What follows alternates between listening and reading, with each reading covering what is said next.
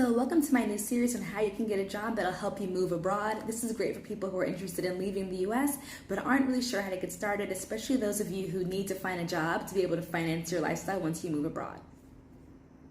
So in part one of this series, the first career I'm going to suggest is online English teaching. You can get hired by a company that specializes in online education. ESL is a second language, and they hire teachers all over the world to teach courses, but you can do it online. So really anywhere you want to live and work, you can find work as an English teacher.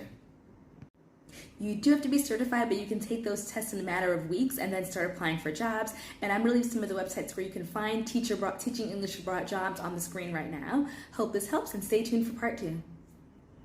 So a few people have also been asking if it was hard to find a job, if the language barrier is a problem, and if I speak English at the cafe that I work at. And the broad answer to that is no, it wasn't hard to find a job, especially in hospitality. I kind of decided that I'd work in hospitality for the first 6 months just while I'm still doing uni so that I have some freedom. And most of the cafe workers here are expats, so that's not a problem. And I speak English at the cafe, yes. So a lot of locals will come in and they'll start speaking Dutch, but it's never been a problem. You just say like English only and they start speaking in English and it's fine. In saying that, originally when I first got here, I wanted to work in social media marketing because that's what I studied in. But yeah, a lot of the jobs were advertised Dutch and English speaking is preferable. I did have a lot of interviews though, and I was successful in some of those, so it's not like impossible to find a job here in a professional setting if you don't speak Dutch. It's just it puts you at a little bit of a disadvantage, I guess, if your competitors can do both. Welcome back to my series on how to get started as an expat, specifically how you're going to find work getting any job you want in any country that you want to go to. And today we're talking about how you can pick up and move to Australia. So Australia has a pretty flexible program called a working holiday visa, which basically will allow you to apply for a visa into the country and then look for work in pretty much any category you can get a job. And this is all legal. So you can work in hospitality, you can be an au pair, you can tutor, you can teach, pretty much anything that you want as long as you get this working holiday visa. So you can apply for it online, pick up and move, find your own apartment. You have to have a very minimal savings balance to qualify, and then you can just like live there and job hunt and find whatever job you can get. The caveat is you do have to be from a certain country or have a passport from one of these countries, and you also have to be under the age of 30 and have no dependents, so that does make it tricky for some people, especially in my age range, but it's a good option for the younger folks. Stay tuned for more in this series. Right, I want to talk to you about how to find a job in Thailand and the easiest ways to do it.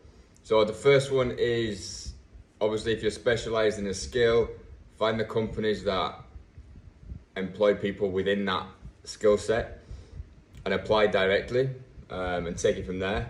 Second option would be to get onto recruitment agencies. Now there's loads of recruitment agencies in Thailand, whether it's for expats or locals, they will help you find a job.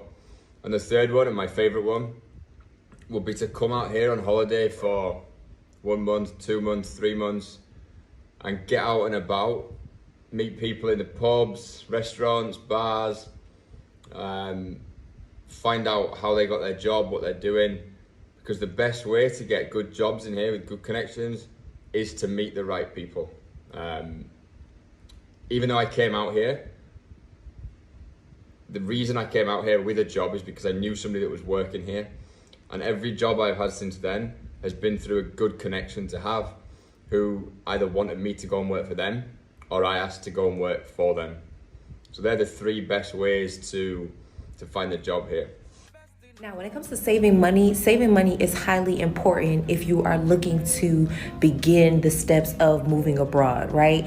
When I moved in 2015, I didn't have no money saved. I had $400 to my name, and I just moved on a whim because I needed to do something different. But having that amount of money saved is a lot of money, and here's why.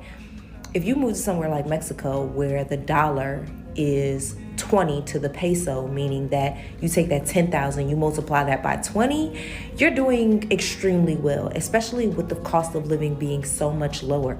A 2-bedroom, 2-bathroom that we had when we first got to Mexico during the pandemic was $650 a month, and it was in a really good area, walking distance to everything, right? But one of the main questions that people ask is, how do you make money abroad? And that comes down to your skill set. What is it that you can do to translate your skills from where it is that that you are to where it is that you're trying to go, because all of our skills don't necessarily translate. For me, I'm a journalist.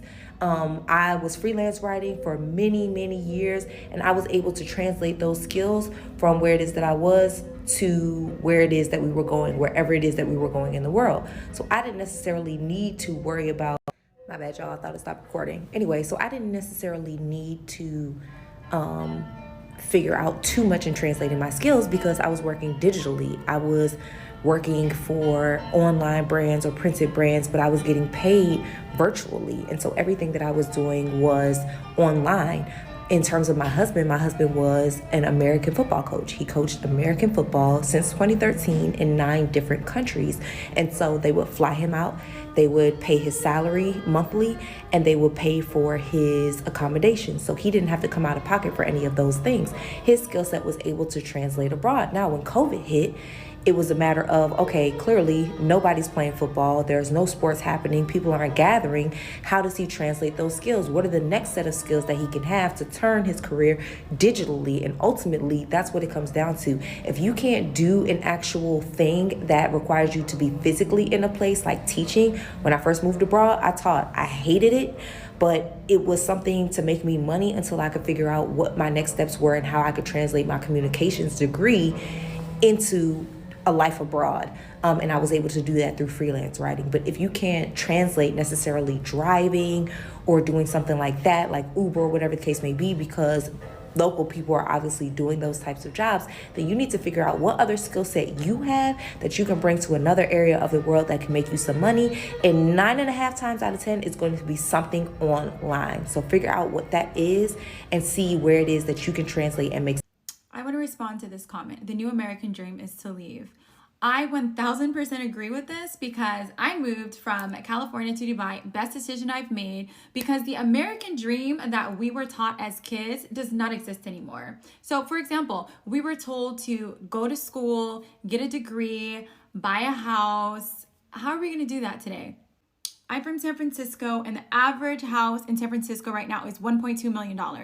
Who the F can afford a $1.2 million house? And again, this is not even a beautiful house. There's gonna be homeless people probably right in front of your house.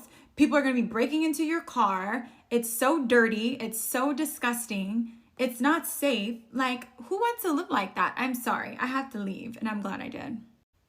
And to all of my Americans, do you still believe in the American dream? Comment below.